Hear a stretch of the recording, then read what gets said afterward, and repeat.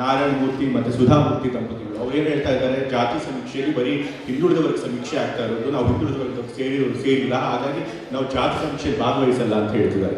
ಅದೇ ರೀತಿ ಬಿಜೆಪಿ ಪಕ್ಷದ ತೇಜಸ್ವಿ ಸೂರ್ಯ ಇರ್ಬೋದು, ಪ್ರಹ್ಲಾದ್ ಜೋಶಿ ಇರ್ಬೋದು, ಸುರೇಶ್ ಕುಮಾರ್ ಅವರು ಇರ್ಬೋದು, ಎಲ್ಲರೂ ಒಂದು ಸಮುದಾಯಕ್ಕೆ ಸೇರಿದವರು, ಅವರು ಕೂಡ ನಾವು ಸಮೀಕ್ಷೆಯಲ್ಲಿ ಭಾಗವಹಿಸಲ್ಲ ಅಂತ ಹೇಳ್ತಾ ಇದ್ದಾರೆ. ಮೊದಲಾಗಿ ಇದು ಬರೀ ಹಿಂದುಳಿದ ವರ್ಗದವರ ಸಮೀಕ್ಷೆ ಅಲ್ಲ, ಇದು ಸಮಾಜದಲ್ಲಿರುವಂಥ ಎಲ್ಲ ಸಮುದಾಯದವರ ಸಮೀಕ್ಷೆ.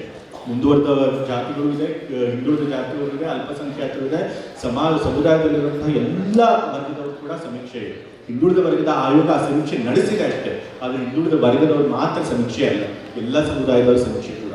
ಮತ್ತೆ ಕೆಲವು ಹೇಳ್ತಾರೆ ರಾಜ್ಯ ಸರ್ಕಾರಕ್ಕೆ ಜಾತಿ ಗಣತಿ ಮಾಡುವಂಥ, ಇದು ಜಾತಿ ಗಣತಿ ಅಲ್ವೇ ಇಲ್ಲ, ಜಾತಿ ಸಮೀಕ್ಷೆ, ಸಮುದಾಯಗಳ ಸಮೀಕ್ಷೆ, ಆದರೂ ಕೂಡ ಅದನ್ನು ಮಾಡುವಂಥ ಅಧಿಕಾರನೇ ಇಲ್ಲ ಅಂತ ಹೇಳ್ತಿದ್ದಾರೆ.